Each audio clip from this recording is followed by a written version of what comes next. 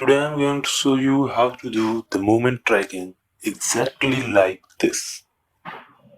In this tutorial, I'm using the VSDC software, which is free too. You can download from its official website. Or I have given the link in the description. You can download it from there. So let's start. Then right click and create movement map and rename the file you want the movement map to be.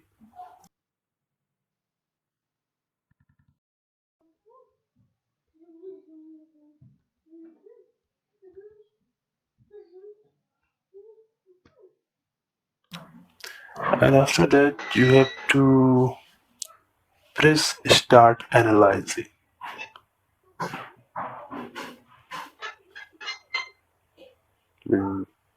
It will take some time to analyze.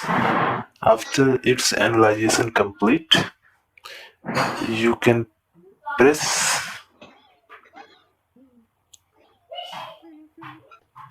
the tick mark here, then save yes. Then if you want to add text, adding text, you can add images also by the same procedure. You can change the fonts also.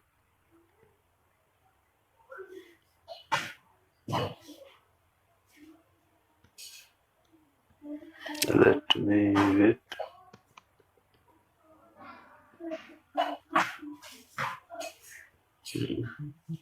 This is fine.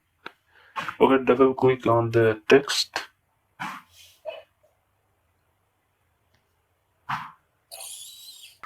Then go to the movement and movement map, and then file name you have saved. Click on that and press OK. And that's all.